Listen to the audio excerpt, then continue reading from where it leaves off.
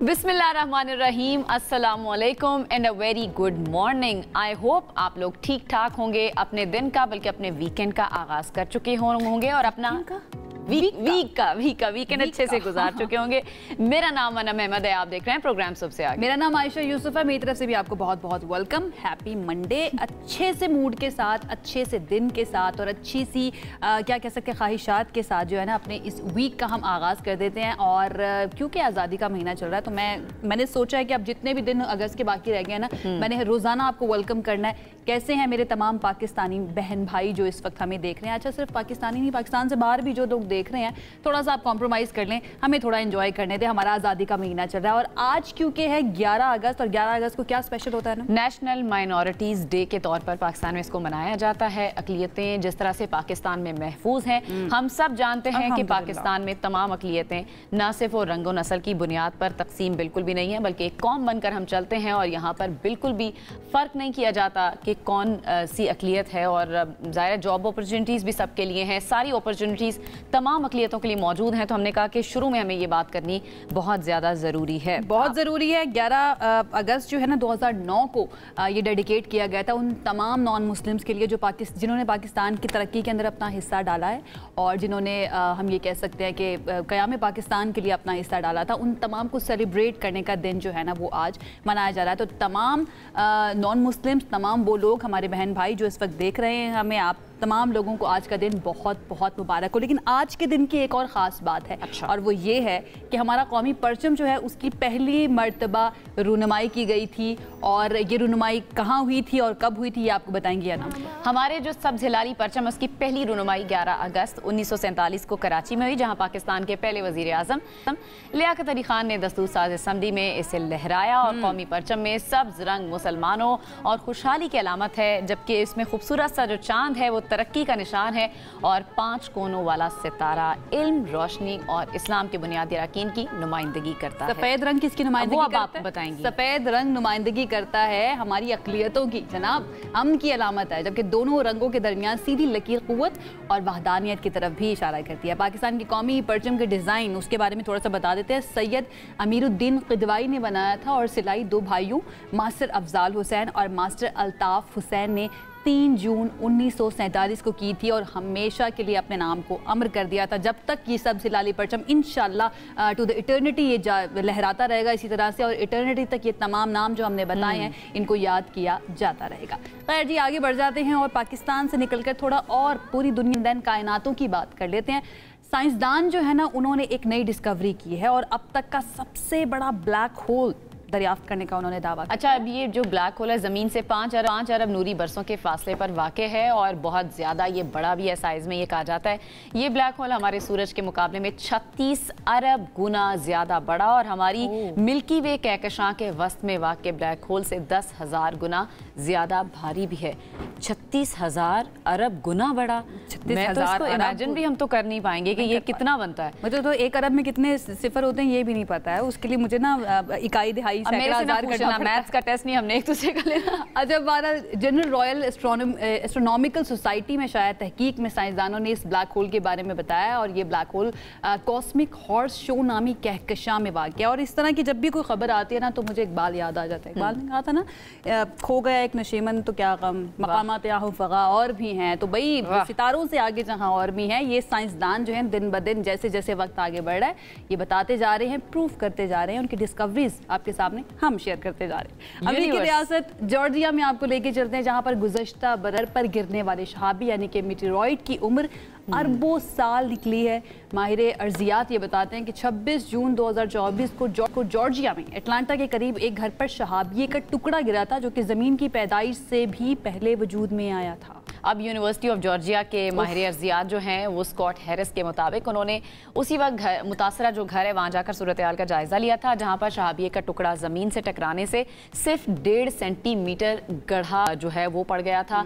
माहिर अर्जियात के मुताबिक शहाबी पत्थर मरीख और मुश्तरी के दरमियान मौजूद सैयारचों की प्लेट से निकला था। अच्छा, आपको वैसे स्पेस के अंदर इंटरेस्ट है? नहीं, मुझे बहुत कॉम्प्लिकेटेड लगती हैं चीजें। कॉम्प्लिकेटेड तो है, लेकिन कॉम्प्लिकेटेड होने के बावजूद आपको समटाइम्स मेस्मराइज भी इस तरह की खबरें जब आती हैं तो यस, तो वो मेस्मराइज हो जाती हूँ मैं तो कि यार इस दुनिया के अंदर क्या क्या मौजूद है, या फिर इस हम क्या कह सकते हैं हमारी जो कहकशाएं हैं उनके अंदर क्या क्या मौजूद है और क्या क्या ऐसा है जो हमें अभी तक मालूम नहीं है। तो दिस इज वेरी इंटरेस्टिंग, हमने सोचा आपके साथ शेयर करें। और आगे बढ़ते हुए एक और इंटरेस्टिंग और थोड़ी कंसर्निंग जो मेरे लिए होती है, और हमेशा मैं हर मर्तबा जब भी इस तरह की खबरें आती हैं तो अपना कंसर्न जरूर आपके साथ शेयर करती हूँ।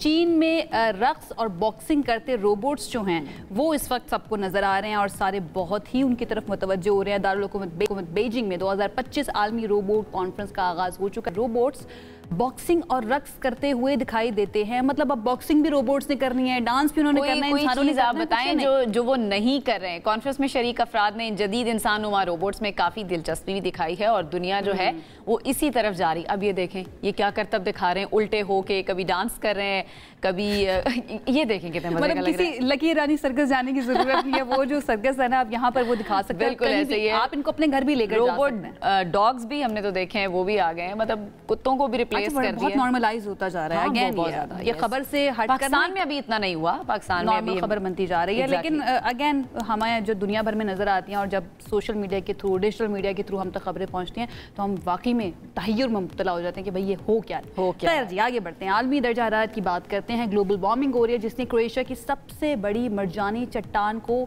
खतरे में डाल दिया है। कैसे डाला है ना खतरे में? अब खतरे में इस तरह से डाला है कि क्रोएशिया के म्यूले नेशनल पार्क है जहां पर अजीम झील की गहराइयों में बड़ा मरजानी चट्टान मौजूद है जो तकरीबन कहा जाता है कि 7000 मुरब्बा फीट पर मुहित है और यहाँ पर समुद्री हयात की कई अक़साम भी पाई जाती हैं।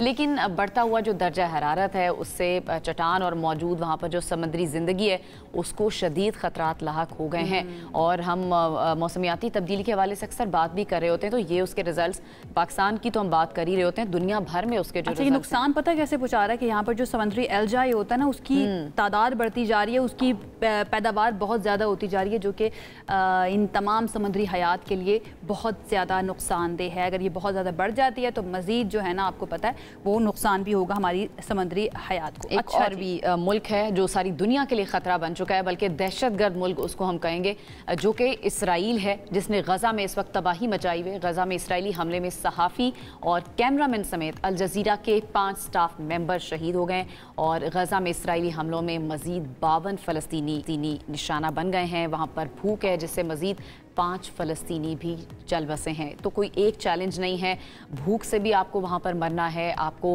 अटैक्स किए जाते हैं जब आप खाना लेने के लिए वहाँ पर जाते हैं, तो उनके लिए तो हर तरफ से मुसीबतें। अगर आप अपनी ड्यूटी अपने फ़राइज़ पर अंजाम दे रहे हैं तो वहाँ पर भी इसराइल फिर आपको छोड़ेगा नहीं, तो आपने सोच कर वहाँ पर जाना है, क्योंकि ये सहाफ़ी वहाँ पर मौजूद थे अपने फ़राइज़ के अंजामदही के लिए। वहाँ पर वो सच जो है वो दुनिया को दिखाना चाहते थे या दिखा रहे थे और उसकी सज़ा उनको ये मिली कि डायरेक्ट हिट किया गया है। क्योंकि जितनी मैंने ये स्टोरी पढ़ी उसके मुताबिक एक हॉस्पिटल के पास इन्होंने एक कैंप लगाया हुआ था, सहाफ़ियों के लिए कैंप लगा हुआ था, जिसको डायरेक्ट अटैक किया है इसराइल ने। और ये कहा गया कि ये जो सहाफ़ी यहाँ पर शहीद हुए हैं ना, ये हमास के बड़े कोई लीडर थे जिसकी वजह से इनको जो है ना निशाना कोई जवाज आपको घड़ने की, मतलब अब तो आप जवाज जो घड़ रहे हैं बेतुके वो दुनिया सारी जानती है। चाहे आप वेस्ट की भी बात करें, अरब वर्ल्ड को तो एक साइड पे छोड़ दें, वेस्ट भी आपको एक्सपोज कर रहा है और फ़लस्तीन को जो है वो तस्लीम कर रहा है। लेकिन बहरहाल ये जो स्टोरी है ये बड़ी दर्दनाक सी है। अब लेकिन ना मुझे ये समझ नहीं आती कि अब आप दुनिया एक्सेप्ट कर तो रही है, इसराइल को रोकने के लिए क्यों कुछ नहीं, यही तो पॉइंट है कि रोका क्यों नहीं जा रहा, ये हमारा सवाल ज़रूर है। और दुनिया सारी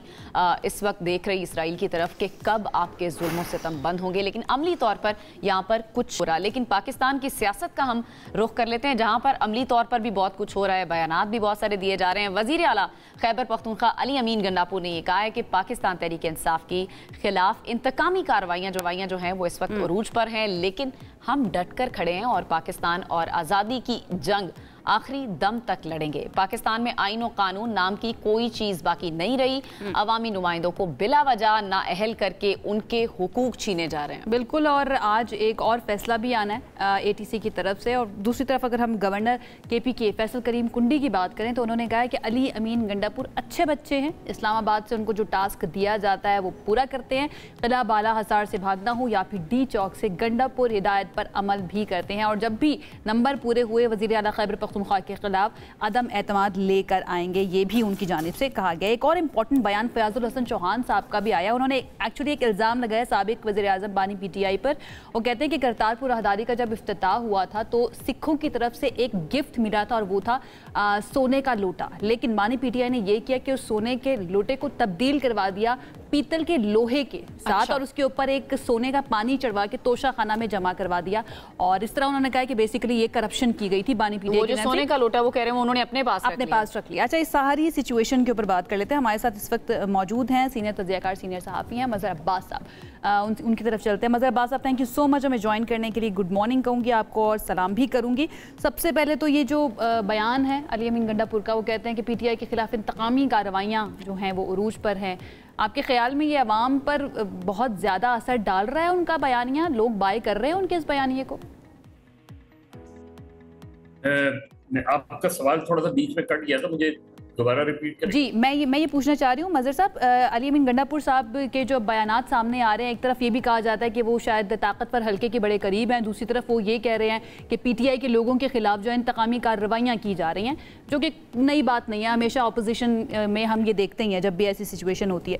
आपके ख्याल में लोग जो हैं या PTI के सपोर्टर्स वो उनके इस बयानिए को बाय कर रहे हैं?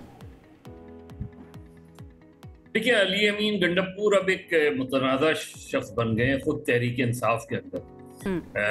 और ये 26 नवंबर के बाद से वो बहुत ज़्यादा तनकीद का निशाना रहे हैं पार्टी के अंदर। लेकिन समहाउ द अदर, क्योंकि वो इस वक्त वज़ीर आला हैं वहाँ के, और गालिबन बानी PTI भी और दीगर भी इस वक्त उसके अंदर, पार्टी के अंदर या खैबर पख्तूनख्वा में किसी बड़ी तब्दीली को शायद अफोर्ड नहीं कर सकते। इसलिए मेरा ख्याल है उनके बारे में जो है वो अपने ख्यालात का इजहार करते रहते हैं। लेकिन इस मरतबा जैसे 5 अगस्त में देखा गया कि तहरीक यानी खैबर पख्तूनख्वा में उस तरह का हमें रद्दअमल सामने नहीं आया या मुजाहरा सामने नहीं आया जो अपने माजी में देखा है। तो अली अमीन गंडापुर कब तक ये बात ठीक है कि उनके बारे में आम तासुर यही मिल रहा है कि वो विकेट के दोनों तरफ खेल रहे हैं जी। और एक तरीके से आप अगर देखें तो वो उनकी एक इंतज़ामी पोजीशन भी है और पार्टी के एक लीडर भी हैं, क्योंकि ज़ाहिर है इस वक्त तहरीक इंसाफ की हुकूमत सिर्फ खैबर पख्तूनख्वा में है और उसके वज़ीर आला हैं वो। लेकिन ये कि वो मुतनाज़ा हो गए हैं इसमें। अब वो जो बयानात देते हैं उसको तहरीक इंसाफ के अंदर भी तनकीद का निशाना बनाया जाता है और बाहर उनके बारे में एक आम तासुर ये है उनके जो मुखालिफिन हैं, मज़हर साहब इत्तेहाद के लोग हैं।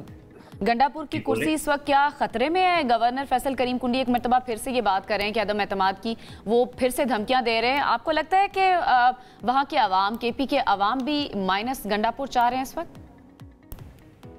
देखिए, एक तो हमारे गवर्नर साहब जो हैं उनको थोड़ा सा, हमारी यहाँ तो बदकिस्मती ये रही है, हो गई है कि हमारे गवर्नर बहुत ज़्यादा सियासी होते जा रहे हैं। हालांकि मुद्दा यही है कि इंतजामी लिहाज से अगर देखें तो गवर्नर सिर्फ फेडरेशन का नुमाइंदा होता है और इससे ज़्यादा कुछ नहीं। और लेकिन हमने देखा है कि जिस तरह फैसल करीम कुंडी हो गए या सिंध के अंदर कामरान टसूरी हो गए या पंजाब के अंदर गवर्नर जो हैं वो बाज़ बयानात ऐसे देते हैं कि जिसपे ज़ाहिर है उधर की जो हुक्मरान जमात है वो उस पर रद्दअमल ज़ाहिर करती है। तो मेरा ख्याल है गवर्नर का रोल बुनियादी तौर पे होता है कि चीज़ों को बेहतर तरीके से आगे बढ़ाना और एक वफाक के नुमाइंदे के तौर पे। लेकिन हमारे जो गवर्नर हैं, हालांकि ज़ाहिर सियासी जमातों के नामजद करता होते हैं, लेकिन तय होता यही है कि जब आप गवर्नर बन जाते हैं या इवन जब आप सदर बन जाते हैं तो आपको अपनी जमात से इस्तीफा देना पड़ता है। मुझे मेरा नहीं ख्याल कि आसिफ अली जरदारी साहब ने बहैसियत शरीक चेयरपर्सन पाकिस्तान पीपल्स पार्टी या सदर पाकिस्तान पीपल्स पार्टी पार्लियामेंटेरियन इस्तीफा दिया या नहीं दिया। मेरा नहीं ख्याल कि ये कामरान टसूरी साहब तो बाज़ाब्ता तौर पे अभी पाकिस्तान MQM का, क्योंकि माजी में MQM में भी उनके बारे में तासुर रहा है कि वो उनकी पार्टी के हैं या नहीं, लेकिन तो मजहर साहब पार्टी ने उन्हें फोन कर लिया। आपको लगता है कि इस वक्त गंडापुर की कुर्सी खतरे में है? एक्चुअल आपको क्या सिचुएशन नजर आ रही है? एक तो फैसल करीम कुंडी का बयान तो अपनी जगह पर है, आपको लग रहा है कि अंदर से भी गंडापुर साहब को मुखालफत का सामना है अपनी पार्टी से, तो उनकी तब्दीली हो सकती है? नहीं, मेरा नहीं ख्याल कि उनकी इस वक्त जो पोजीशन है वो इस वक्त हुकूमत की और जो पूरा इत्तेहाद है उस वक्त भी वो फौरी तौर पे नहीं चाहेंगे कि यमीन गंडापुर को तब्दील किया जाए, और ना ही मेरा ख्याल है मुख्तदरा हल्कों में ये बात है कि उनको तब्दील करके किसी और को लाया जाए। और ही अब गवर्नर 18वीं तरमीम के बाद वैसे भी गवर्नर राज जो है वो अब बहुत मुश्किल हो गया है। मुश्किल भी हो गया, और नंबर अदम एतमाद लाने के लिए नंबर भी पूरे करना वो भी एक बहुत बड़ा टास्क होगा, उसकी भी लग नहीं रहा है, सिर्फ बयानात की हद तक ही महसूस होता है। अच्छा, आज जो फैसला आना है 9 मई से मुतालिक, आपको लगता है मज़हर अब्बास साहब के उसके अंदर मजीद सजाएं हो सकती हैं और फिर देन अगैन मजीद नाहलियाँ भी हो सकती हैं? क्योंकि शाह महमूद कुरैशी, डॉक्टर यास्मीन राशिद, एजाजुल हक साहब, इन सब के नाम इसके अंदर शामिल है जिनके फैसले महफूज हो चुके हैं और आज सुनाए जाने हैं। देखिए, ये तो एक सिलसिला चल पड़ा है अब 9 मई के हवाले से। जिस तरह हमने अभी देखा पिछले चंद हफ्तों में, इस वक्त तो लीडर ऑफ द अपोजिशन ना में कौमी असम्बली में है, ना सेनेट में है, ना पंजाब असम्बली में है। अब अगर ये भी आता है तो पार्टी के टॉप ओहदेदार भी जो है वो नाअहल हो जाएंगे। बज़ाहिर यही लग रहा है कि जो फैसला है वो इसी तरह ऐन मुमकिन है कि एक आध सरप्राइज हो आज के फैसले में, लेकिन बज़ाहिर लग रहा है कि शाह महमूद कुरैशी और डॉक्टर यास्मीन राशिद दो का फैसला बहुत अहम होगा। और क्योंकि ऑलरेडी 2 साल तो ये जेल कर चुके हैं, तो अब देखना ये है कि फैसले के बहरहाल तहरीक इंसाफ के ऊपर तो ज़बरदस्त नताइज होंगे, लेकिन तहरीक इंसाफ का सपोर्टर इन फैसलों का असर नहीं लेगा जहाँ तक मेरा ख्याल है। वो क्योंकि इन मुकदमात को ही तस्लीम नहीं कर रहा, वो इन चीज़ों को ही तस्लीम नहीं कर रहा। वर्दा तस्लीम कर रहे होते तो बहुत सी चीज़ें बहुत पहले मुख्तलिफ हो जाती। तो आज का फैसला अहम ज़रूर है तहरीक इंसाफ के नज़र से। क्या ये आवाम का या सपोर्टर का गुस्सा जो है, मज़हर अब्बास साहब, sorry to cut you here, ये जो गुस्सा है ये 14 अगस्त को हम देख सकेंगे? पीटीआई जो अब एहतजाज का ऐलान कर चुकी है कि 14 अगस्त को वो एहतजाज करेंगे, आपको लगता है कि लोग फिर निकल कर आएंगे? देखिए, वो उसी तरह का होगा मेरे ख्याल में जैसे 5 अगस्त को हुआ। एक एहतजाज ज़रूर होगा, और हुकूमत ने अगर कोई इस तरह की हिमाकत नहीं की कि उस पर लाठी चार्ज और टेयर गैसिंग और इस तरह की चीज़ें अनटिल अनलेस वो वायलेंट हो जाएं, तो मेरा ख्याल है एक पीसफुल डेमोन्स्ट्रेशन होगा। 14 अगस्त को लोग वैसे भी बाहर निकले हुए होते हैं, और तहरीक इंसाफ की बहरहाल एक लोगों के अंदर एक सपोर्ट तो मौजूद है। अब वो सपोर्ट ट्रांसलेट किस तरह होती है, 14 अगस्त के बाद क्या होगा? 14 अगस्त के बाद तहरीक इंसाफ या जो उनका एक अलायंस है तहरीक तहफ़्फ़ुज़ आइन और पाकिस्तान, उसके तहत आगे का लाएमल क्या होगा, ये इम्पोर्टेंट है। और ये देखना बाकी है। बिल्कुल सही है मज़हर अब्बास साहब, बहुत बहुत शुक्रिया आपने प्रोग्राम में हमें ज्वाइन किया। और यकीनन इस वक्त पाकिस्तान तहरीक इंसाफ का मुस्तक़बिल क्या है, सवालिया निशान ज़रूर मौजूद है, और तमाम ही हल्के 14 अगस्त पर नजरें जमाए बैठे हैं, जो कि पाकिस्तान की आज़ादी का भी दिन है, और तहरीक इंसाफ ने इसी दिन की कॉल भी दी हुई है। तनकीद भी की जा रही है कि इसी दिन का क्यों इंतखाब किया गया PTI की तरफ से, हालांकि माजी में हमने देखा है कि और भी सियासी जमातें जो हैं वो इस तरह के इंपॉर्टेंट डेज़ के ऊपर अपने एहतजाज रिकॉर्ड करवा चुकी हैं। उसके लिए अब करना पड़ेगा हमें थोड़ा सा इंतजार। एक ब्रेक की तरफ चलते हैं, ब्रेक से वापस आएंगे तो हमारे पास बहुत अहम खबरें, आपने जाना कहीं नहीं, स्टे विद अस।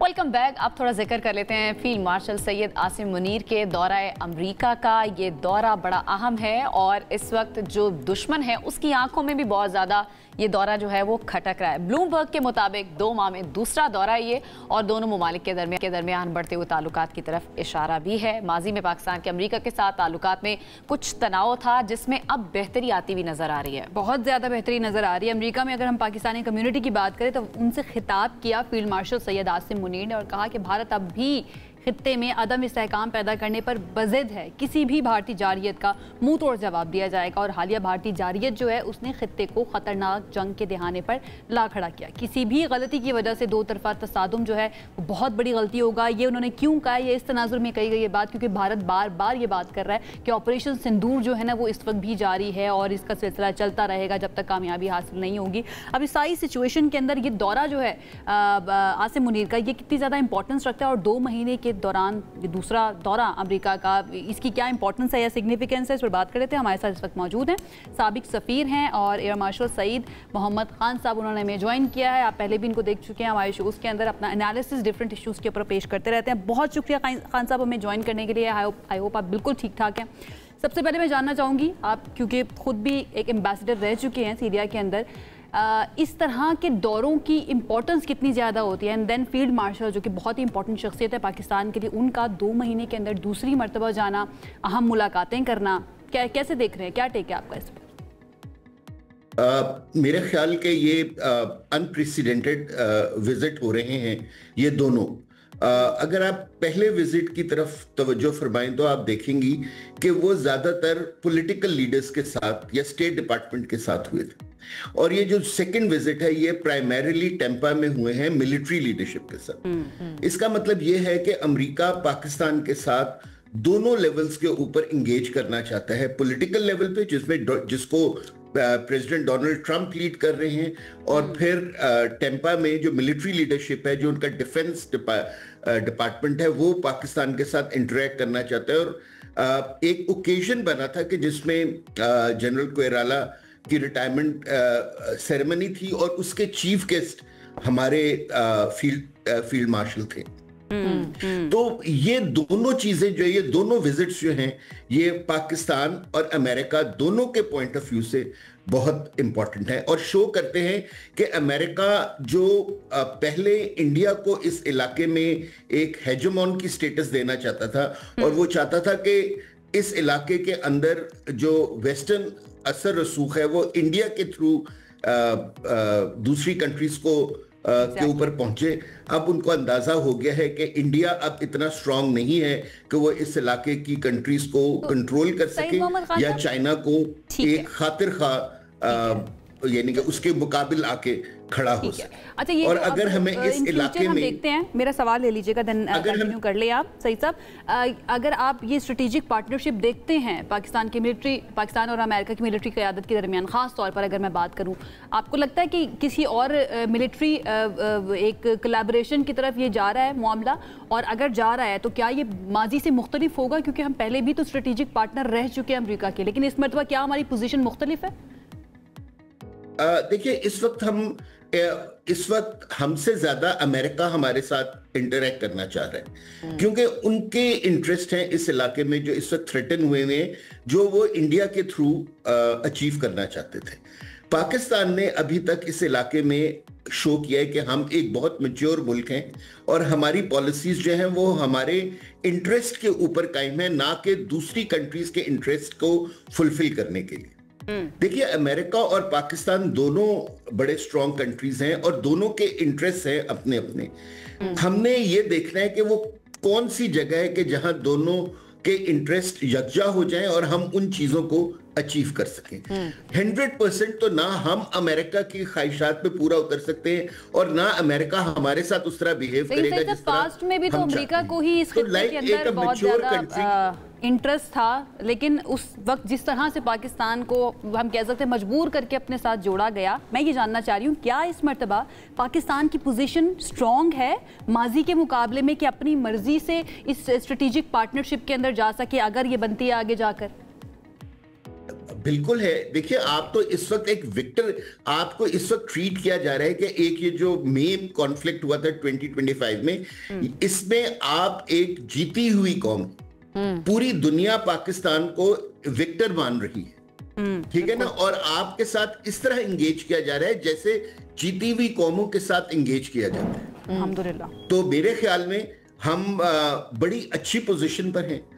और जिस तरह हम इस वक्त कहते हैं ना कि हमारी रियासत के जो 3 सतून हैं, डिप्लोमेसी, पॉलिटिक्स एंड मिलिट्री, ये तीनों यकजा होके एक ही डायरेक्शन में एक ही ऑब्जेक्टिव। बिल्कुल, आपने कहा कि पाकिस्तान इस वक्त बड़ी अच्छी पोजीशन में है, लेकिन थोड़ा सा हम भारत के बारे में बता देते हैं। वो इस वक्त बड़ी ही बुरी कंडीशन में है और बौखलाहट का शिकार हैं। और जिस तरह के बयानात दिए जा रहे हैं, भारतीय एयर चीफ ने अब 3 महीने गुजर चुके हैं पाकिस्तान और भारत के कॉन्फ्लिक्ट को, अब उसके बाद आकर अपनी नाकामी का जो एतराफ़ है वो करने की बजाय उसको छुपाने के लिए 6 पाकिस्तानी तैयारे जो है मार गिराने का मज़े का खेज बयान एक बार मुझे वैसे लगता है उन्होंने गलती से बयान दे दिया है। गलती से बयान कैसे हो सकता है, गलती से स्टेटमेंट कैसे आ सकती है? लेकिन 6 तैयारे तो पाकिस्तान ने गिराए हैं। एग्जैक्टली, वो अपना मजाक उड़वाने वाली बात यह है कि आप 3 महीने के बाद आके कुछ भी कह देंगे और आपके जो लोग हैं वो बाय कर लेंगे या दुनिया बाय कर लेगी। इस पर जरा हम बात करते हैं। सईद मोहम्मद खान साहब, ये बताएगा कि इंडिया 3 महीने के बाद जाकर क्यों रियलाइज कर रहा है कि ठीक है, हमने भी 6 जहाज जो है पाकिस्तान के गिरा दिए हैं। ये 3 महीने का गैप क्यों लेना पड़ा इंडिया को ये बताने के लिए? ये जहाज उन्हीं को कहते हैं जो हमने गिराए थे या किसी और को कहते हैं? या वो कागज के जहाज होंगे? बिल्कुल, मेरे ख्याल में आपकी दूसरी सजेशन से एग्री करूंगा कि उन्होंने हमारे कागज के जहाज गिराए थे।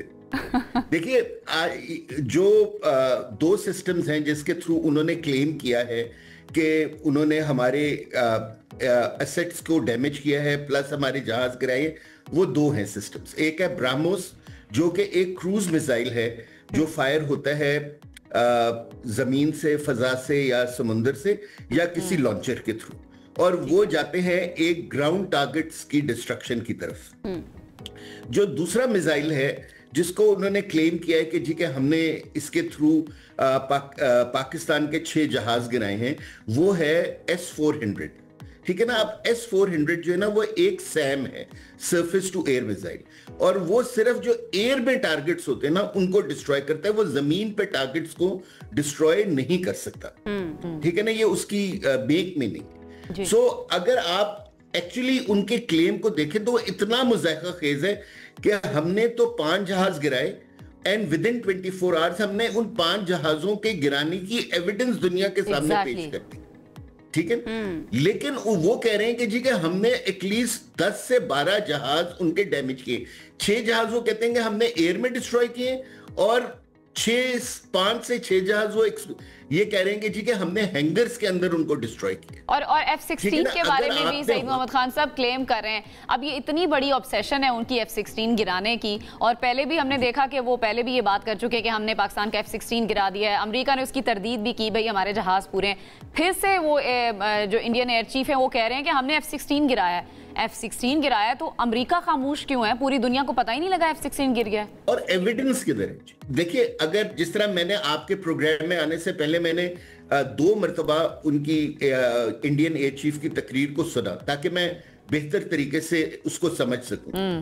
वो ये कह रहे हैं कि जी कि उन्होंने एक तस्वीर दिखलाई कि जी कि ये एक हैंगर है, इसके अंदर F-16 मेंटेनेंस के लिए जाते हैं। ये हमारे ब्राह्मोस की अटैक से पहले की तस्वीर है और ये हमारे ब्राह्मोस के अटैक के बाद की तस्वीर है।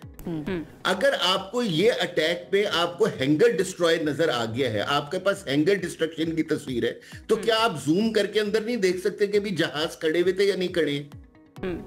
ठीक है ना। लेकिन वो क्योंकि उनके पास हकीकत कोई नहीं है, सिर्फ वो जो है अब शर्मिंदगी में अपने लोगों को पॉलिटिकल रीजंस की वजह से वो अब सेटिस्फाई करना चाहते हैं, तो वो अब इस तरह की स्टोरीज बना ये समझ रहे हैं ना, अभी आप जल्दी देखिएगा कि 2-3 मूवीज बन जाएंगी और वो इस झूठ को दुनिया में प्रोपेगेट करने ऐसे ही। लेकिन अब सिचुएशन ये है सईद मोहम्मद खान साहब के शायद अब उनकी ना मूवीज भी ना चले, क्योंकि उनके अपने लोग बड़े सवालात उठा रहे हैं। एंड देन वो विश्व गुरु की जो बात आसिम मुनीर साहब ने भी किया है, फील्ड मार्शल ने भी किया है कि भाई आप ये समझते हैं आप दुनिया को सिखाएंगे, अब दुनिया आपके इस प्रोपेगेंडे को बाय नहीं कर रही है, आप जो मर्जी कर ले। आपको क्या लगता है वैसे इस वक्त सिचुएशन को देखते हुए? स्ट्रेटेजिकली तो हमने उनको हरा दिया, और उसके अलावा डिजिटली अगर हम बात करें, नैरेटिव की जो जंग थी उसके अंदर भी अब हरा दिया है। इंडिया के पास ऑप्शन क्या बचा दुनिया को अपने मौकिफ के ऊपर कन्विंस करने के लिए? आपको लगता है वो कर पा रहे हैं या फिर अजीब से ना वो पैनिक का शिकार हो गए हैं? असल में देखिए, जब आप एक झूठ बोलते हैं ना तो आपको उस झूठ को छुपाने के लिए 100 झूठ और बोलने पड़ते हैं। जिस तरह पाकिस्तान ने हमने 5 जहाज गिराए, दुनिया ने कहा आपने 6 जहाज गिराए। ठीक है ना, हमने कहा कि नहीं, हम सिर्फ 5 क्लेम कर रहे हैं क्योंकि हमारे पास इलेक्ट्रॉनिक एविडेंस है कि जी के हम जिससे दुनिया को ये कन्विंस कर सकते हैं कि हमने ये जहाज गिराए। और फिर आपने देखा कि जब एयरफोर्स ने अपनी ब्रीफिंग दी तो हमने सारे एविडेंस विद इन 24 आवर्स अपनी आवाम के सामने और इंटरनेशनल डिफेंस एनालिस्ट के सामने रख दिए कि ये हैं। और इसी वजह से अगर आप देखें कि प्रेसिडेंट ट्रंप से लेके मलेशियन स्टाफ कॉलेज तक हर किसी ने एग्री किया कि यस, पाकिस्तान ने और सही मोहम्मद खान साहब, बिल्कुल आपने सही कहा, पाकिस्तान ने सबूत तो रखे और फिर सिफारती वक्त। अगर आप मुझे इजाजत दें, आप मेरा सवाल ले रहे हैं, फिर आप जी चलें आप कंप्लीट कर लें। लेकिन देखिए, अभी उनके एयर चीफ ने इतनी कोई ऑलमोस्ट 1 घंटे की तकरीर की, लेकिन उस 1 घंटे की तकरीर में उन्होंने एक भी एविडेंस शो नहीं किया किसी भी जहाज की डिस्ट्रक्शन का। बिल्कुल भी अगर आप 100 मिसाइल 100 ब्रह्मोस मारेंगे तो उनमें से 2-3 ब्रह्मोस तो जाके लग जाएंगे ना। ठीक है ना, अगर वो लग गए हैं। और तो हमने भी उस वक्त जब एयरफोर्स ने अपनी ब्रीफिंग दी तो एयरफोर्स ने बड़ा क्लियरली कहा कि हाँ, हमारे कुछ टारगेट्स हिट हुए लेकिन कोई मेजर डैमेज नहीं हुआ, और हमने उसको एग्री किया। लेकिन आप कोई एविडेंस तो शो करें ना कि हाँ जी, आपने हमारे S-400 के और अगर ये बात करनी भी थी सही खान साहब, सफारती वक्त भारत का भी पूरी दुनिया में गया, पाकिस्तान का भी पूरी दुनिया में गया, लेकिन बिलावल भुट्टो की क़यादत में जो पाकिस्तानी सफारती वक्त गया था उसने दुनिया के सामने जाके सबूत रखे, बताया कि हमने जहाज गिराए हैं। भारत ने उस वक्त कैश क्यों नहीं किया इस मोमेंट को? वो जब सफारती वक्त भेज रहा था वहां जाकर बात करते, दुनिया के सामने बताते कि भाई हमने 6 जहाज पाकिस्तान के गिरा दिए हैं। या इवन पार्लियामेंट का जो रिसेंट सेशन हुआ है जिसमें मोदी की ठीक ठाक क्लास हुई ऑपोजिशन की तरफ से, उस वक्त ही बता देते शर्मिंदगी से बचने के लिए। एग्जैक्टली आपने बिल्कुल सही निशानदेही की है कि क्योंकि वो एक झूठ बोल रहे हैं अपनी आवाम को सेटिस्फाई करने के लिए, बस वो एक झूठ बोल रहे हैं। आप देखें, अब एयर चीफ की स्टेटमेंट को ऑलमोस्ट 3 दिन हो चुके हैं, लेकिन दुनिया की किसी कंट्री ने उसको एक्सेप्ट नहीं किया। ना अमेरिका ने किया, ना फ्रांस ने किया, ना इजराइल ने किया, ना रशिया ने किया, जो उनके अलाइज थे। ठीक है ना, किसी कंट्री ने उनकी स्टेटमेंट को नहीं माना और नहीं कहा कि हाँ, इंडियन एयरफोर्स चीफ सही कह रहे हैं। इसका मतलब यह है कि अब ये नहीं कि मैं तो कहूंगा कि ये मजाक की हद तक उन्होंने अपने आप को शर्मिंदा कर रहे हैं कि इतने सीनियर ऑफिसर जो कि एक दुनिया की 3rd या 4th लार्जेस्ट एयरफोर्स को हेड कर रही है। ऑनेस्टली मुझे लगता है कि वो भी बेचारे मजबूर हैं पॉलिटिकल रीजंस की वजह से। एग्जैक्टली, वो आपने खुद ही कह दिया। मुझे लगता है कि वो भी बेचारे मजबूर हैं और उनको भी पता है कि कौन सा बयान देना चाहिए, कौन सा नहीं देना चाहिए, लेकिन अपनी पोजीशन की वजह से या फिर सियासी दबाव की वजह से, या फिर वो 15 अगस्त उनकी इंडिपेंडेंस डे भी आ रही है ना, कुछ तो बताना है ना आपने, कुछ तो होना दुनिया को दिखाने के लिए। लेकिन ये हमारे लिए बहुत ज्यादा इंपॉर्टेंट है और बहुत अहम भी है, बहुत खास भी है। क्यों? क्योंकि हम प्राउड सिटीजन हैं एक विक्टर नेशन के। एक ब्रेक की तरफ जाते हैं, ब्रेक से वापस आएंगे तो मजीद बात करेंगे। हमारे साथ रहिए। ब्रेक के बाद आपको कहेंगे खुशामदीद। हमारे साथ बड़े ज़बरदस्त मेहमान इस वक्त मौजूद हैं जिनसे हमने आपकी मुलाकात भी करवानी है। पाकिस्तान के होनहार नौजवान जिन्होंने एक बार फिर पूरी दुनिया के सामने अपनी काबिलियत और अपनी मेहनत का लोहा मनवाया है। मलेशिया में 30 जुलाई से 5 अगस्त तक होने वाली दूसरी इंटरनेशनल न्यूक्लियर साइंस ओलंपियाड में पाकिस्तानी तलबा ने शानदार कारकर्दगी का मुजाहरा करते हुए 1 गोल्ड, 1 सिल्वर और 2 ब्रोंज मेडल अपने नाम किए। ये मुकाबला बैनुल अक़वामी एटमी एजेंसी तवानाई एजेंसी जो है IAEA की ज़ेर एहतमाम मुनक्किद हुआ, जिसमें चीन, Japan, Singapore, Malaysia, Indonesia, Turkiye, Thailand, Sri Lanka, Saudi Arab और कतर समेत 19 ममालिक के तलबा ने शिरकत इख्तियार करनी थी, लेकिन 14 ममालिक के तलबा ने शिरकत इख्तियार की। इस वक्त हमारे साथ वो 2 गोल्ड मेडलिस्ट तो नहीं है, लेकिन कोशिश करेंगे उनसे भी रब्ता करें। तैयब बुखारी, सिल्वर मेडलिस्ट अम्मार बड़ाइश और ब्रॉन्ज मेडलिस्ट रवा जावेद इस वक्त स्टूडियोज के अंदर मौजूद है। उनको वेलकम करेंगे। थैंक यू सो मच हमें ज्वाइन करने के लिए। कांग्रेचुलेशन, बहुत बहुत मुबारक हो आप दोनों को। अम्मार, कैसा महसूस कर रहे हो आप? Over the moon. Over the moon, that's great. ऐसा ही फील करना चाहिए। सबसे पहले तो ज़रा मुझे इस कंपटीशन के बारे में बताइए। खुद से अप्लाई करना होता है या फिर सेलेक्ट किया जाता है? आप थ्योरी भेजते हैं, व्हाट इज़ इट?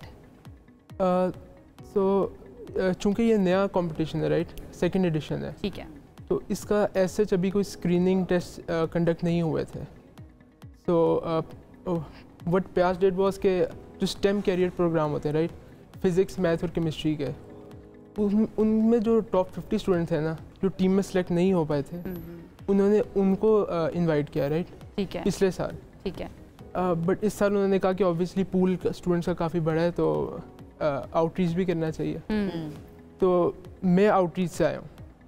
उन्होंने एक स्क्रीनिंग टेस्ट कंडक्ट करवाया था कॉलेज से, तो कॉलेज ने मुझे पुट फॉरवर्ड किया और मैंने फिर वहाँ से सिलेक्ट हो गया। तो वहाँ से आप आगे गए और आगे जाकर जीत कर आए। क्या बात है, सही फैसला साबित हुआ। यानी कैसा आप कैसा महसूस कर रही हैं जब भी आपने मेडल जीता, जो आप लोग पहन के भी इस वक्त बैठे हुए हैं, उस वक्त क्या खुशी और क्या जज्बा था? Honestly, I was very honored कि I represented my country on such a huge platform और फिर मैंने मेडल भी जीता। कितने पार्टिसिपेंट थे और किस तरह का आपका जर्नी रहा, वो भी थोड़ा सा बताएं। जी, वहाँ पर टोटल 14 कंट्रीज इनवाइटेड थी और 55 पार्टिसिपेंट्स थे। ठीक है, ठीक है। तो घर वालों ने कैसे, जब आपने उनको कॉल किया और बताया कि मैंने मेडल जीत लिया है, तो उनका रिएक्शन किस तरह का था? वो भी खुश थे, बहुत ज़्यादा खुश थे। क्या उनको उम्मीद थी या फिर कहा था कि ठीक है जा रही हो घूम फिर कर आ जाना, लेकिन समटाइम्स आप सरप्राइज भी कर देते ना? नहीं, उम्मीद भी थी। जब मैं वापस आई तो उन्होंने यही पहली बात की कि गोल्ड क्यों नहीं लेकर आई। घर वाले नेक्स्ट टाइम, चलो अगली बार, कोई लास्ट टाइम नहीं होता। अच्छा अमार, आपको सबसे ज्यादा इंटरेस्ट कौन से सब्जेक्ट में, जो आप कहें कि ये मेरा फेवरेट है? इंजीनियरिंग में। यस। और वो क्यों है फेवरेट? आप चीज़ें बनाते हैं, समझते हैं, उसके क्रक्स तक जाते हैं, तो वो काफ़ी इंटरेस्टिंग एक चीज़ है। अच्छा, कितने लोगों की टीम थी आपकी? कितने लोग? 4 स्टूडेंट्स। 4 स्टूडेंट थे, जिनमें से 3 जो हैं वो मेडल जीत कर आए हैं। भाई क्या बात है। मैं इनसे ब्रेक में बात कर रही थी, इनकी उम्र पूछ रही थी, दे आर सो यंग, 18 साल के। मैं अनम को कही थी 18 साल में ना हमें तो पता ही नहीं था कि क्या चल रहा है दुनिया में, जिंदगी में क्या करना है, कुछ नहीं पता था। आपको पता है वैसे आगे जाकर क्या करना है अपनी जिंदगी के अंदर? What do you want to do? Rava? Well, I plan on taking the MD CAT और फिर उसके बाद इंशाल्लाह मेडिकल में। मेडिकल में जाएंगे। डॉक्टर बनना है आपको? सर्जन। अम्मा ने कहा कि अब्बा ने कहा या खुद? नहीं, खुद से बनना चाहती है। ओके, अम्मार आपको क्या बनना है? रिसर्च लैब में। In what field? SMRs में भी। ये मुझे पता नहीं है, मुझे बता भी दें होता क्या है। मैं देखिए आर्ट्स की बंदी हूँ और साइंस के बारे में मुझे इतना नहीं पता। Small module reactors. ठीक है। तो इनका काफ़ी दौर है, आपके स्पेस स्टेशंस में भी यूज़ होते हैं। ऑब्वियसली वहाँ पे पावर की ज़रूरत होती है।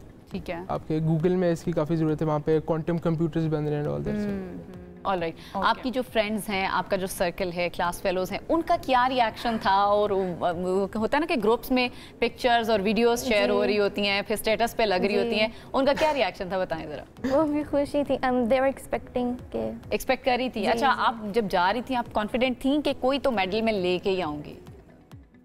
जी, क्योंकि हमने तैयारी भी लाइक काफ़ी अर्से से कर रहे थे। तो कौन से मुल्क से आपको लगा कि ये टफ कंपटीशन इधर से आ रहा है? हमें तो लगा कि चाइना भी आएगा, सो उसका, और सिंगापुर एंड जापान। अच्छा ये बताएं अमार, आप ना, मुझे लास्ट सवाल होगा क्योंकि वक्त हमारे पास ख़त्म हो रहा है, कि दोस्तों ने फिर तस्वीरें लगा के ना सोशल मीडिया पे बताया कि ये देखिए ये तो मेरा दोस्त है, ये जो मेडल जीत कर आया ना ये मेरा दोस्त है।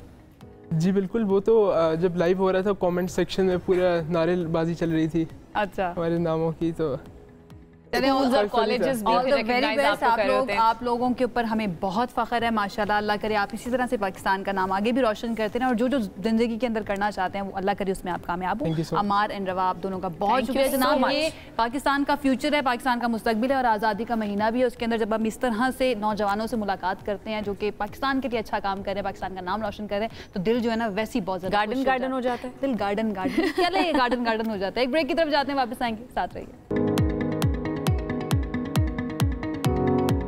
Welcome back once again. Let's talk about cricket. Trinidad में खेले गए दूसरे वनडे मैच की बात करते हैं जो कि बारिश से मुतासिर हुआ, और वेस्ट इंडीज़ ने आसानी के साथ पाकिस्तान को 5 विकेटों से शिकस्त देकर ये सीरीज़ जो है वो अभी तक 1-1 से बराबर कर दिया। 37 ओवर्स का मुख्तसर फॉर्मेट था जिसके अंदर ग्रीन शर्ट्स ने 171 रन बनाए, लेकिन डकवर्थ लुइस मेथड के तहत मेज़बान टीम को 181 रन का हदफ मिला जो उसने 34वें ओवर में हासिल किया। अब पाकिस्तान की जानिब से बाबर आजम की हम बात करें तो वो 0 पर ही चलते बने। मोहम्मद रिजवान 16 रन बना सके, सलमान अली आगा 9 रन बना सके, साइम अयूब 30, हुसैन तलत जो है वो 31 और अब्दुल्ला शफीक 26 रन बनाकर आउट हो गए। हसन नवाज ने थोड़ी सी मुजामत दिखाई, 36 रन उन्होंने बनाए और फिर ज़ाहिर शाहीन आफरीदी 11 रन बनाकर नॉट आउट रहे हैं। कोई भी प्लेयर बड़ा स्कोर करने में नाकाम रहा है। अब ये सारी सिचुएशन हुई क्यों है, पाकिस्तान की परफॉर्मेंस का हम थोड़ा सा पोस्टमार्टम करने की कोशिश करेंगे कि इस परफॉर्मेंस के पीछे वजह क्या है। हमारे साथ मौजूद हैं स्पोर्ट्स एनालिस्ट डॉक्टर नुमान नियाज़ साहब। अस्सलाम वालेकुम। वालेकुम अस्सलाम। मैं ठीक ठाक हूँ। टीम ठीक नहीं है। वंस अगेन लास्ट टाइम भी हमने यहीं से बात की थी, बड़े खिलाड़ी बड़ा स्कोर नहीं कर सकते। वेरी क्विकली, अब जो क्रिकेट है ना, that is scientific and super specialist. तो आप लोग you are not well equipped और आपका जितना भी ये प्रोडक्ट है ना, स्किल इज नाउ 5 to 7%। बाकी 93% में आपके कितने नंबर आ रहे हैं वो आपको विजिबल है एक्सप्लिसिटली। वेस्ट इंडीज का माइंडसेट ये है कि उन्होंने क्वालिफाई करना है, वो भी 9वें नंबर की टीम है फॉर द वर्ल्ड कप 2027। तो डैरन सैमी ने उनको फोकस किया हुआ है। उनकी बैटिंग इतनी बुरी नहीं है, ठीक है। मैंने और राशिद ने एक दिन पहले इस मैच से प्रेडिक्ट कर दिया था कि वेस्ट इंडीज जीतेगा। अच्छा। और उसका रीज़न क्यों है, हम कोई उधर ऊपर से तो नहीं आए। उसका रीज़न ये है कि आपकी टीम स्ट्रक्चर ही नहीं हो सकी।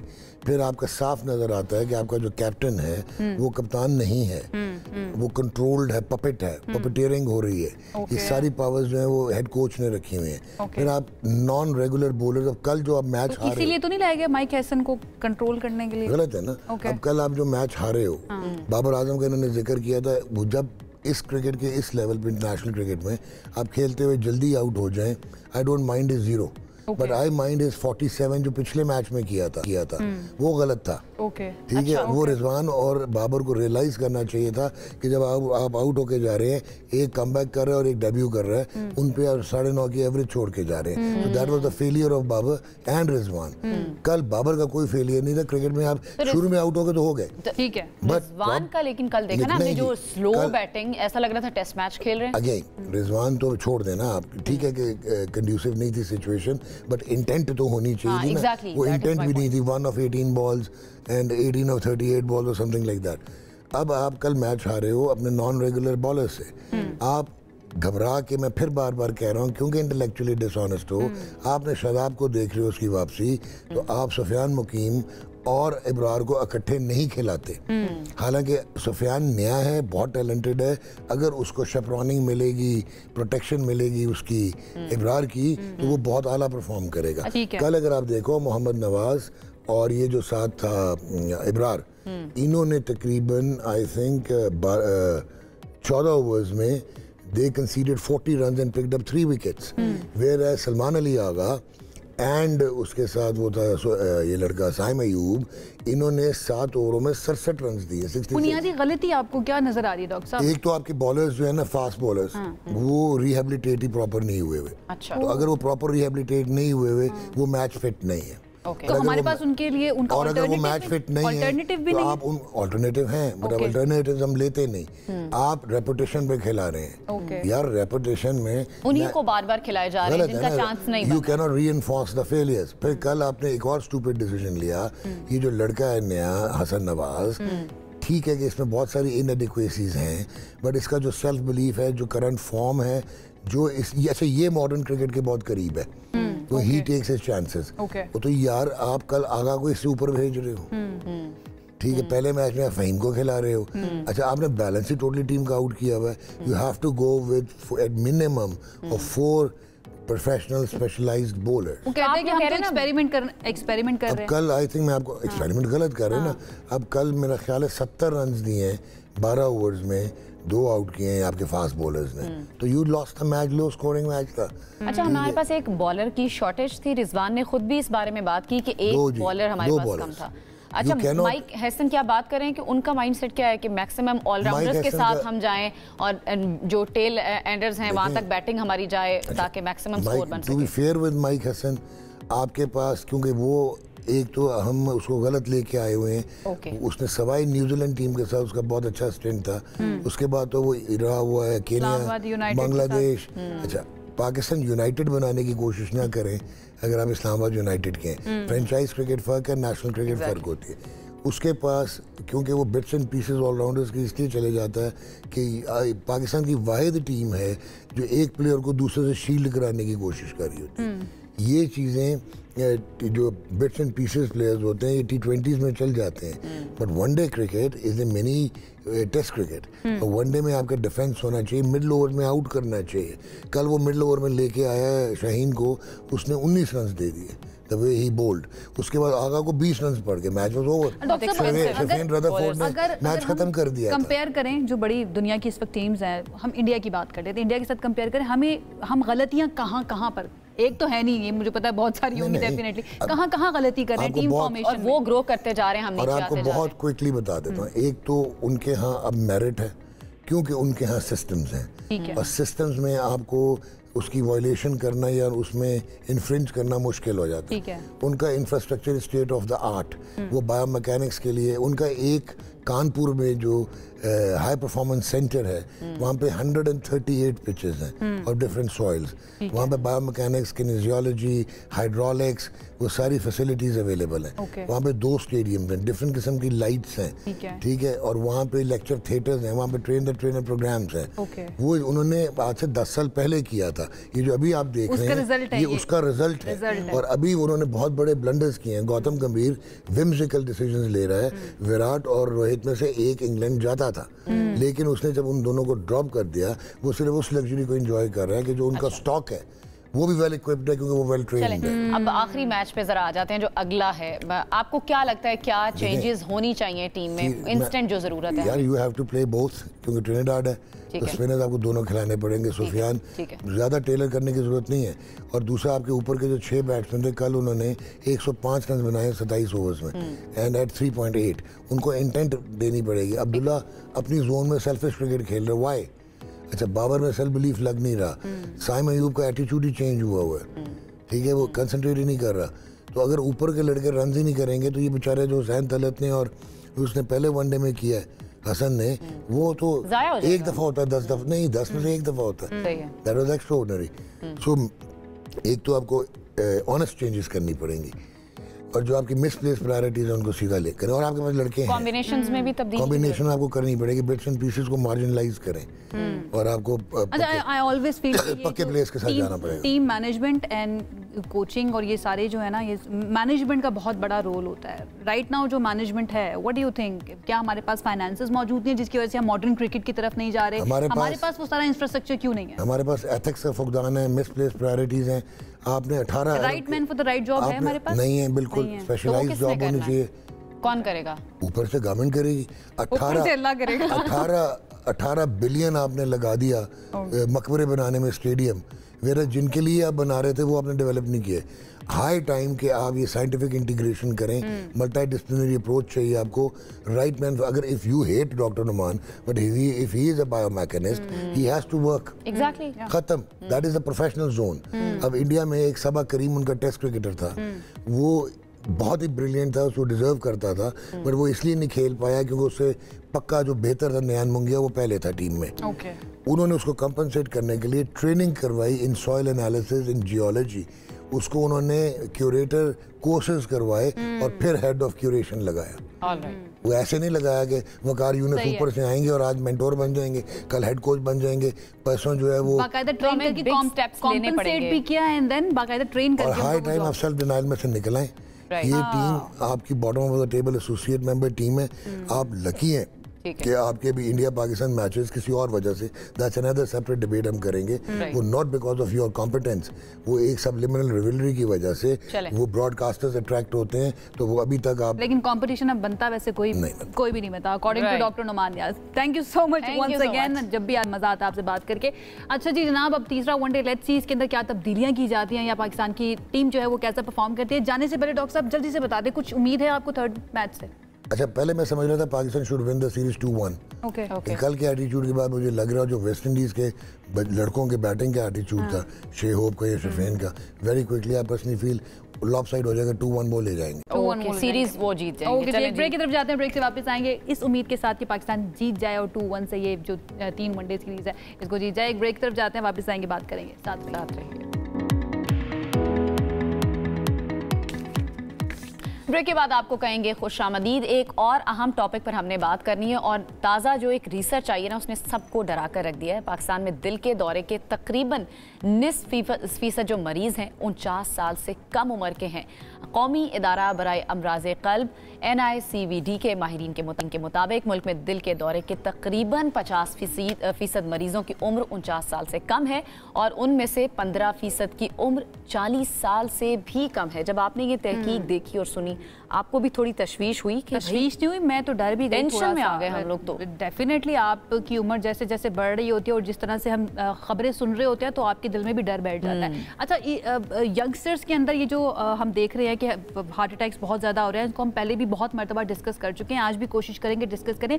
लेकिन आज जो टॉपिक हमें डिस्कस करना है वो ये है कि साइलेंट जो हार्ट अटैक्स आ रहे हैं उसके बारे में एक रिपोर्ट आई है कि बहुत ज़्यादा लोग जो है ना उनको पता भी नहीं चलता और उनको हार्ट अटैक्स आ रहे हैं, तकलीफ भी नहीं होती उस तरह से। इसकी जो है ना सच्चाई क्या है, इसके पीछे कौन से हकाइक है, हमने सोचा जरा इनको डिस्कस करते हैं। हमारे साथ इस वक्त मौजूद हैं डॉक्टर असद अकबर खान साहब जो कि कार्डियोलॉजी हैं शिफा हॉस्पिटल से। उनसे इस बारे में बात करते हैं, उनको वेलकम भी करते हैं। डॉक्टर साहब, थैंक यू सो मच हमें ज्वाइन करने। थैंक यू जी। आई होप आप ठीक ठाक होंगे। सबसे पहले तो ये जो एक आई है साइलेंट हार्ट अटैक्स, इसके बारे में ज़रा ये बताएं, ये क्या है?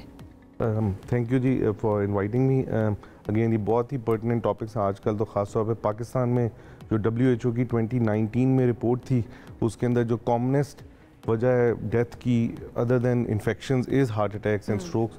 और उन हार्ट अटैक और स्ट्रोक की जो सबसे कॉमनेस्ट वजह है इस वक्त वो ब्लड प्रेशर है। लेकिन पूरी दुनिया में जो सबसे कॉमनेस्ट वजह मानी जाती है और सबसे स्ट्रॉन्गेस्ट प्रिडिक्टर माना जाता है हार्ट अटैक्स का, वो फैमिली हिस्ट्री है। अगर आपके पेरेंट्स में किसी एक को भी अर्ली 40s में या मे बी अर्ली 50s में हार्ट अटैक या स्ट्रोक हुआ है तो यू आर एट रिस्क। और इस फिनोमेना को हम जेनेटिक एंटिसिपेशन कहते हैं कि हर सब्सिक्वेंट जनरेशन में ये जो आर्जा है दिल हार्ट अटैक का या फालिज का, ये पहले से जल्दी आता है। यानी अगर आपके ग्रैंड पेरेंट्स में 60s में था तो आई वोंट बी सरप्राइज कि अगर पेरेंट्स में 50s में आए और आपकी अंदर 40s में आए। और साइलेंट हार्ट अटैक जो टिपिकली कहा जाता है वो दो किस्म के मरीज़ों में कहा जाता है। एक वो जिनकी एज 60+ हो, उनको अक्सर हार्ट अटैक के टिपिकल सिम्टम्स नहीं आते, जिस तरह सीने में भारीपन हो गया और ये।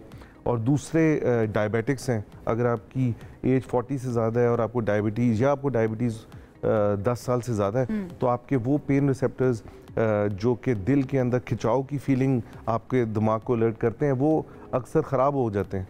और दिमाग में सिर्फ आपको जो वाहिद सिम्टम आता है वो आपको एबनॉर्मल स्वेटिंग होती है कि आपको बैठे बैठे पसीने आ रहे हैं, मे भी थोड़ी सी घबराहट महसूस। असरात जो है वो बिल्कुल हार्ट अटैक है जितने फुल हार्ट अटैक के। ओके, तो इस बढ़ने की वजह क्या है? पूरी दुनिया में हार्ट अटैक्स दिन ब दिन हम देख रहे हैं इंक्रीज हो रहे हैं, जिस तरह आपने खुद भी जिक्र किया कि उम्र भी अब आहिस्ता आहिस्ता कम होती जा रही है। बहुत सारे यंगस्टर्स हमने पिछले दिनों खुद भी देखा कि हमारे सराउंडिंग में बहुत सारे लोगों को हार्ट अटैक हुए। तो इसकी बेसिकली वजह क्या है और दुनिया भर में पाकिस्तान का रेशो कहाँ पर है?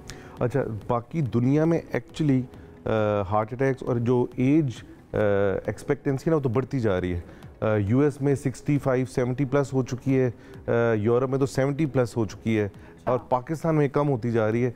और इसकी अगेन एक बहुत बड़ी वजह हमारे जेनेटिक्स हैं, हमारी फैमिली हिस्ट्री हमारी सबसे मेन वजह है पाकिस्तानी जनरेशन में unhealthy lifestyle on top of family history. कि अगर आपकी फैमिली में आपकी जीन्स ख़राब हैं और ये जो हमारे जेनेटिक्स हैं इनमें सिर्फ एक ख़राबी है कि जिस्म हर इंसान का कोलेस्ट्रॉल बनाता है। कोलेस्ट्रॉल का मकसद आपको नुकसान पहुंचाना नहीं है, कोलेस्ट्रॉल का मकसद बेसिकली जिस्म में जितनी तोड़फोड़ हो रही है ये उसका सीमेंटिंग मटेरियल है, उसको आपकी बॉडी को रिपेयर करने के लिए। लेकिन जो एक्स्ट्रा सीमेंट बनता है बॉडी में वो जो यूरोपियंस हैं, अमेरिकन हैं, इनके अंदर एक्स्ट्रा सीमेंट या एक्स्ट्रा कोलेस्ट्रॉल बॉडी से लिवर के थ्रू आपके स्टूल में निकल जाता है। ठीक है। हमारी ये जो साउथ ईस्ट एशियन बेल्ट है इसके जीन्स में क्या मसला है कि ये जो दरवाजे हैं जो एक्स्ट्रा कोलेस्ट्रॉल को लिवर के थ्रू स्टूल में निकालते हैं वो डिफेक्टिव हैं। तो इसलिए हमारी बॉडी में वो एक्स्ट्रा सीमेंट पाइल अप करता जाता है। और फिर कुछ जिस्म के हिस्से हैं जो बड़े सेंसिटिव हैं जहाँ पे टिपिकली ये कोलेस्ट्रॉल जाके लग जाता है या जमा हो जाता है, जिसमें दिल की रगे और दिमाग की रगे। कोलेस्ट्रॉल की बात करते हैं तो टिपिकली हमारे जहन के अंदर जो एक इमेज आता है कि शायद इंसान मोटा बहुत ज़्यादा हो जाता है तो इस वजह से शायद कोलेस्ट्रॉल ज़्यादा है। एंड देन जब हम कंपैरिजन करते हैं बाहर के मुल्क लाइक अमेरिका की अगर मैं बात करूँ वहाँ पर ओबेसिटी बहुत ज़्यादा है, लेकिन आप कह रहे हैं वहाँ पर लाइफ एक्सपेक्टेंसी जो है वो बढ़ चुकी है। तो ये डिफरेंस समझ नहीं आता है, ये जरा इसके बारे में थोड़ा एक्सप्लेन कीजिए। बिल्कुल, ये एक्चुअली सब कॉन्टिनेंट के लिए बड़ा टिपिकली ये जुमला यूज़ भी किया जाता है कि दे आर स्लिम आउटसाइड लेकिन फैट इनसाइड। हमारे सब कॉन्टिनेंट में ये जो फैटी लिवर का कॉन्सेप्ट बहुत ज़्यादा है। आप देखेंगे लोग अल्ट्रासाउंड की रिपोर्ट्स लेके फिर रहे हैं कि वेट उनका नहीं है लेकिन लिवर में फैटी लिवर है। तो ये मेटाबॉलिक सिंड्रोम है, इसके कॉम्पोनेंट 2-3 है कि थोड़ी सी एबनॉर्मल आपके शुगर्स होते हैं, एबनॉर्मल ब्लड प्रेशर होते हैं। तो ये सब चीज़ें प्लस जेनेटिक्स मिलकर हमारे यंग तरीन बंदे जो हैं उनको प्री डिस्पोज करती हैं हार्ट अटैक से। लेकिन जो आपने लाइफस्टाइल की बात की है, 2 चीज़ें लाइफस्टाइल में इंतहाई क्रिटिकल हैं और वो हमारे मेरे ख्याल में माशरे में बहुत प्रेवलेंट है। एक स्मोकिंग है जो कि आप पूरी दुनिया में स्मोकिंग और डायबिटीज़, इन 2 का कोई एंटीडोट नहीं है when it comes to stenting. अभी जो लेटेस्ट 3 भी स्टेंट्स दुनिया में बन रहे हैं वो इन 2 को बर्दाश्त नहीं करते। अगर किसी बंदे की डायबिटीज़ ख़राब है या कोई स्मोक कर रहा है, आप एक सिगरेट पीते हैं उसके सब्सिक्वेंट 2 घंटे तक आपका हार्ट अटैक का रिस्क नॉर्मल लोगों से ज़्यादा है।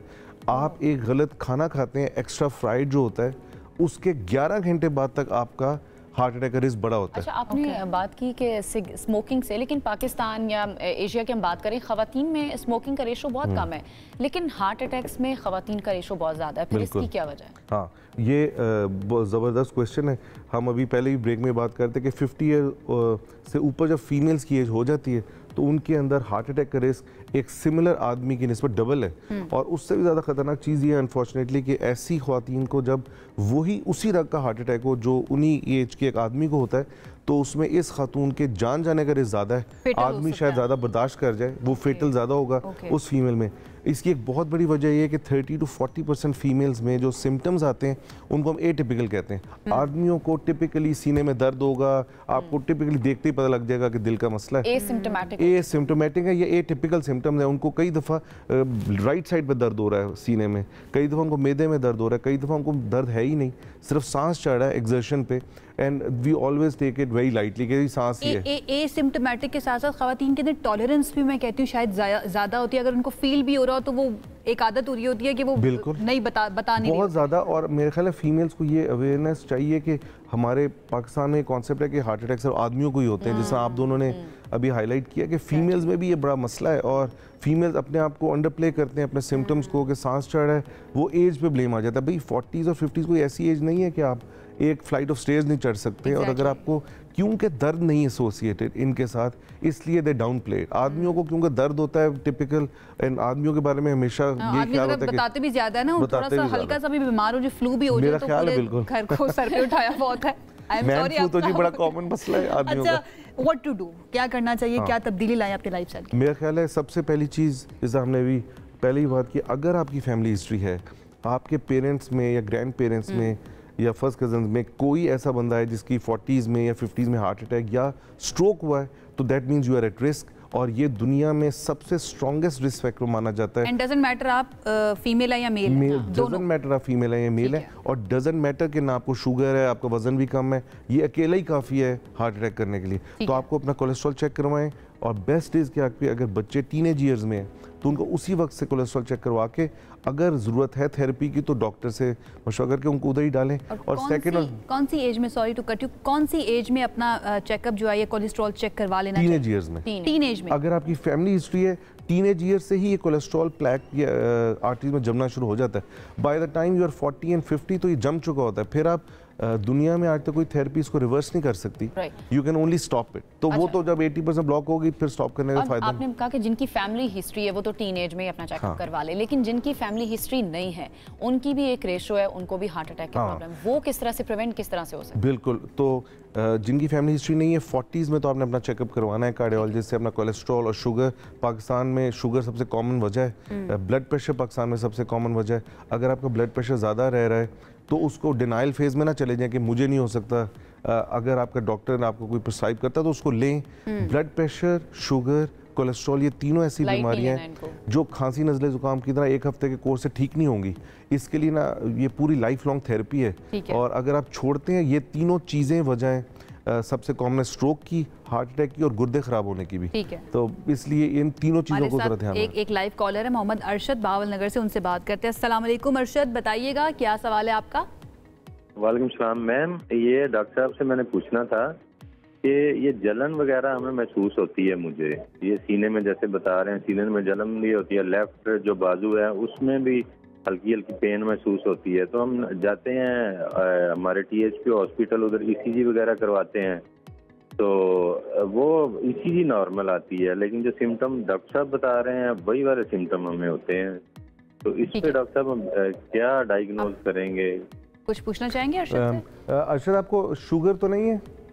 जी मुझे शुगर भी नहीं है, ब्लड प्रेशर भी नहीं है डॉक्टर साहब। और आपके वालिदैन में से किसी को हार्ट अटैक वगैरह का मसला तो नहीं था फालिज? नहीं, मेरे वालिदैन किसी को हार्ट अटैक, मैं अपना सिगरेट डॉक्टर साहब पीता हूँ, ये जो सिगरेट का ठीक है, ठीक है, सुनते रहे, मैं हम जवाब ले लेते हैं। तो बड़ा अच्छा क्वेश्चन। और ये हमारे हम जब क्लिनिक करते हैं तो हमारे आधे से ज़्यादा पेशेंट्स का यही डिलेमा है कि वो जाते हैं कि ECG की जाती है, तो ECG तो इवन हार्ट अटैक के टाइम पे भी 30% ऑफ द टाइम नॉर्मल होगी अगर हार्ट अटैक चल रहा है। लेकिन अगर बाय द टाइम आप हॉस्पिटल पहुंचे और आपकी पेन ठीक हो जाए तब तो उसने वैसे ही नॉर्मल होना है। तो इसके लिए 2-3 टेस्ट किए जाते हैं। सबसे मेन टेस्ट ये है कि इनको मशीन पे चला के, जिसको ETT कहा जाता है, स्ट्रेस टेस्ट, इनका वो होना चाहिए। और क्योंकि इनके और कोई मेजर रिस्क फैक्टर्स नहीं है, इनका वो हो जाए, कोलेस्ट्रॉल हो जाए और शुगर चेक हो जाए। लेकिन खाली ECG बिल्कुल इनकम्प्लीट एग्जामिनेशन है।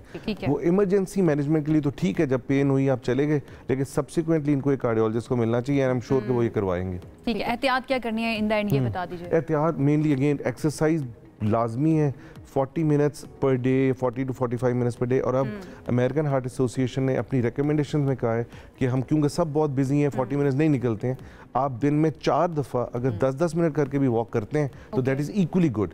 तो हम तो 5 दफ़ा नमाज पढ़ते हैं, हर नमाज से पहले 10 मिनट चल लें तो यू विल बी डन। पाए खा सकते हैं हम? हाँ, जो पाए और ये सब चीज़ें, अगर आपके कोलेस्ट्रॉल का इशू नहीं है तो कोई मना नहीं है, हफ्ते में 1 आधी दफ़ा खाते हैं। जो खाने का इफेक्ट है आप पे आता है वो पूरे वीक का एवरेज सॉर्ट ऑफ आता है। अगर आप बाकी हफ्ते में डाइटिंग सही करते हो तो the concept of cheat day जो है वो that is totally fine. Totally fine, ठीक है, बैलेंस करना बड़ा जरूरी है। Thank you so much doctor Asad Akbar हमारे साथ मौजूद है। तो हमारा की टेक अवे जो है ना इस सेगमेंट से वो ये होंगे कि अगर आपकी फैमिली हिस्ट्री है, आपके पेरेंट्स में से किसी को दिल का मसला था या वो हार्ट पेशेंट है, तो इट्स वेरी इंपॉर्टेंट कि आप भी जाकर अपना चेकअप करवाइए। और ख़ासतौर पर जो कोलेस्ट्रॉल की बात करें डॉक्टर साहब, उसका चेकअप करवाना बहुत ज़्यादा ज़रूरी है। सो दैट खुदा न खास्ता आपको भी वही मसला आपके पेरेंट्स की तरह, और अपना लाइफस्टाइल बेहतर करें, ये भी जरूरी है। ये तो क्या क्या कि थक गए हैं हम, लेकिन हमने नहीं ठीक होना, हम फिर भी चले कह देते हैं अपना लाइफस्टाइल को बेहतर करें और बैलेंस के साथ सब चीजें लेके हम चल सकते हैं।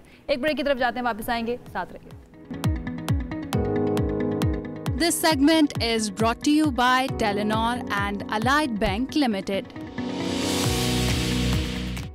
मनी मैटर्स में आपको कहेंगे खुश आमदीद। आज के दिन के लिए टॉपिक हमने चुना है ऑनलाइन फूड डिलीवरी, जिसका रुझान पाकिस्तान के अंदर तेजी के साथ हम देख रहे हैं कि बढ़ता जा रहा है। मशहूर डिलीवरी सर्विस जो है उसने ऐलान किया है कि वो अगले 3 सालों के दौरान पाकिस्तान के अंदर जो अपनी डिलीवरी की मालियत है उसको दुगना करने का इरादा रखते हैं। अब इससे फ़र्क क्या पड़ेगा और पाकिस्तान की ऑनलाइन फूड डिलीवरी जो है उसकी अंदाज़न अभी तक के अंदाजे के मुताबिक जो मालियत है वो 2 अरब अमरीकी डॉलर है, और जब ये बढ़ जाएगी तो कहा जाए तकरीबन 3 अरब डॉलर से ऊपर भी हो सकती है। अच्छा, अब ये जो ऐलान है एक ऐसे वक्त में सामने आया है जब हुकूमत मईशत को मुस्तहकम करार दे रही है और आवाम की बड़ी एक तादाद जो है वो मार्केट में जाने के बजाय अपने पसंदीदा खानों को मोबाइल ऐप के जरिए ऑर्डर कर रही है। आज हम ये जानने की कोशिश करेंगे कि ये रुझान जो है वो क्यों बढ़ रहा है, इसकी इंपॉर्टेंस क्या है मईशत के लिए। फरहान बुखारी साहब हमारे साथ स्टूडियोज में मौजूद हैं, उनसे जरा बात कर लेते हैं। अस्सलाम वालेकुम। जी अस्सलाम वालेकुम। खैरियत से हैं बुखारी साहब? बस अल्लाह शुक्र, अब यौम आज़ादी आ रहा है तो यौम आज़ादी आ रहा है, आज़ादी तैयारी हो रही चल रहा है। अच्छा, ये जो रुझान है ये बढ़ रहा है ऑनलाइन डिलीवरी फूड के हवाले से, इसकी वजह आपको क्या लग रही है? अच्छा, जो तखमीना है statista.com एक इंटरनेशनल वेबसाइट है, उन्होंने दिया है ये 3 अरब डॉलर या उससे तजावज़ करने का। मुझे लगता है कि ये शायद अंडर रिपोर्टेड हो। अच्छा, उसकी वजह ये है कि पिछले 5 से 10 साल में इतनी ज़्यादा ज़बरदस्त एक्सपेंशन हुई है इस एरिया में कि वो मेरे ख्याल में उसका तखमीना लगाना कुछ मुश्किल है। और कई मैं ऐसे लोगों को जानता हूँ जिन्होंने बैठे बिठाए घर पे फैसला हो गया कि जी 1-2 चीज़ें अच्छी बनाते हैं, वो बना के फेसबुक पे ऐड किया और फिर उसकी और उन्होंने पैसे भी कमाए। मैं लाहौर की एक माँ बेटे की सक्सेस स्टोरी बहुत अच्छी, वो भी मैंने देखी है। तो ये बड़ा है और उसकी 2-3 वजूहात हैं। एक तो देखिए कोविड के ज़माने से 2019, 20, 21 का ये जो गुजरा, तो वर्क फ्रॉम होम और इस किस्म की हमारे रोज़मर्रा की जो रूटीन थी ज़िंदगी की वो बदल गई। ठीक है। उसके साथ ही साथ फिर ये भी हुआ कि होम डिलीवरीज बढ़ गई क्योंकि रेस्टोरेंट्स बंद हो गए और एक पूरा जो माहौल था हमारा बदल गया। अच्छा, अब उसके नतीजे में अब इतने साल बाद वो निज़ाम चल रहा है। कई बिजनेसेस और बैरूनी दुनिया में तो बहुत ज़्यादा ये है, यहाँ पे ज़्यादा है, यहाँ पर फिर भी चंद एक सर्विसेज ही हैं लेकिन वहाँ पे तो देखिए ना, यूरोप में कुछ जगहों पे ये हुआ है कि उन्होंने ये इस नतीजे पे पहुँचे कि भाई अगर आपके पास 2000 फुट ऑफिस स्पेस है, उसका किराया इतना है, तो आप उसे 1000 फुट पे करें और आधी स्पेस इस्तेमाल वाले लोगों को वर्क फ्रॉम होम कर दें। और अब तो लोग डेस्क शेयर कर रहे हैं कि जी 2 दिन किसी ने आना है, 2 दिन किसी और ने आना है, ये सारा का सारा सिलसिला चल रहा है, ट्रेंड चेंज होता जा रहा है। उसी हवाले से पाकिस्तान में भी ये बहुत बड़ी तब्दीली खासतौर पे खाने पीने में आई है। खासतौर पे जो घर बैठी हुई खवातीन हैं, होम शेफ्स जो हैं, वो इसमें बड़ी तादाद में शामिल हुई हैं पिछले कुछ अरसे में। ज़रूरी नहीं है कि आपको कोई रेस्टोरेंट ही खोलना होगा किसी भी फूड सर्विस के लिए, तो ये वाला इजाफा आपके जी बिल्कुल, एक तो ये पहलू है। दूसरा पहलू ये भी है कि ख़ासतौर पे शहरी इलाकों में हमारे वर्किंग कपल्स हैं, शौहर बीवी दोनों काम करते हैं। अगर वो काम करते हैं और घर में उनके पास किसी कुक की सहूलत नहीं है, जो कि एक ज़माने में लोग कहते थे कि घर घर में कुक्स होते थे, अब वो बहुत बड़ी लग्जरी है, पैसे भी बहुत हैं, तो उसके बजाय वो इन डिलीवरी सर्विसेज पे उनका इन्हिसार बढ़ गया है। अच्छा, फिर एक और बड़ी दिलचस्प बात है, वो ये है कि आप एक ही वक्त पे 2-3 वैरायटीज़ अपने घर में मंगवा सकते हैं। मसलन अगर बच्चे हैं वो बर्गर्स खाते हैं, उनके लिए एक जगह से आपने बर्गर्स मंगवा ली, किसी से डिलीवर करवा लिया। मैं कहती हूँ कहीं ना कहीं इन सर्विसेज ने ना इंसानों को बिगाड़ा भी है। जी बिल्कुल। ये जो एक फैमिली खाना बनाने का दिल नहीं करा, मंगवा लो। नहीं कर रहा है तो बाहर से मंगवा लो, क्योंकि आसानी बहुत ज़्यादा कर दी। अच्छा, in terms of job creation तो ये बहुत अच्छा है, डेफिनेटली पाकिस्तान की मईशत के अंदर भी इसके अंदर कहीं ना कहीं एडअप भी किया है। लेकिन बुखारी साहब, अब अगर इसकी वो डिलीवरी चार्जेस बढ़ जाते हैं, आप इसके असरात जो हैं फिर क्या देख रहे हैं उन छोटे उनके ऊपर जो घर से काम कर रहे हैं, उन ख़वातीन की ज़िंदगियों के ऊपर जो घर से काम कर रही हैं? एंड देन आपको लगता है कि ट्रेंड कम भी होगा ऑनलाइन डिलीवरी का अगर चार्जेस बढ़ जाते हैं तो? मुझे इसलिए नहीं लगता, क्योंकि अभी तक जो चार्जेस हैं वो आप उसमें जमा भी कर लें तो भी किसी रेस्टोरेंट में जाने से खर्च आपका निस्बतन कम होता है। अच्छा, और ये जो वैरायटी वाली बात है कि एक ही टेबल पे बच्चे कुछ खा रहे हैं, माँ बाप कुछ और खा रहे हैं, कोई बाहर से कोई मेहमान आए उनकी एक और पसंद है, वो कुछ और खा रहे हैं। लेकिन ये रूरल एरियाज में नहीं है, ये तो मेन स्ट्रीम सिटीज में है फिलहाल, तो आपको लगता है कि इसको एक्सपैंड होना चाहिए? शहरों में है, और देखिए इसकी एक और भी वजह है कि बहरहाल शहरों के बारे में हमारे तखमीना ये है कि 40 से 50% आबादी हमारी शहरों में है। 12-12.5 करोड़ लोगों तक, अफराद तक अगर शहरों में हैं तो ये दुनिया के कई ममालिक की तादाद से यानी उनकी पॉपुलेशन से ज़्यादा है। नहीं, अगर रूरल एरियाज में जाए तो ज़ाहिर है जॉब क्रिएशन और भी लोगों के लिए होता है, अगर रूरल एरियाज में एक्सपेंशन होनी चाहिए में जाए, लेकिन रूरल एरियाज का मिजाज बहुत मुख्तलिफ है, और इसलिए फ़िलहाल वहाँ पे घरों में लोगों को बैठ के ऑर्डर करना इस किस्म की चीज़ों का, फिर रूरल एरियाज़ में देही इलाकों में कुछ गुर्बत का भी मामला है। तो लेकिन ये कि शहरों में लोग जब अपनी जमा तफरीक करते हैं तो फिर उन्हें ये फ़ायदेमंद चीज़ लगती है कि जी फेसबुक पे गए, जाके सर्च किया, फिर वैरायटी भी है कि फेसबुक पे आप सर्च करें, आपको मुख्तलिफ किस्म की चीज़ें एग्जैक्टली बिल्कुल ऐसे। ठीक है, बहुत शुक्रिया। वक्त हमारे पास हो चुका है ख़त्म, हमें इजाज़त दीजिए। अल्लाह हाफ़िज़।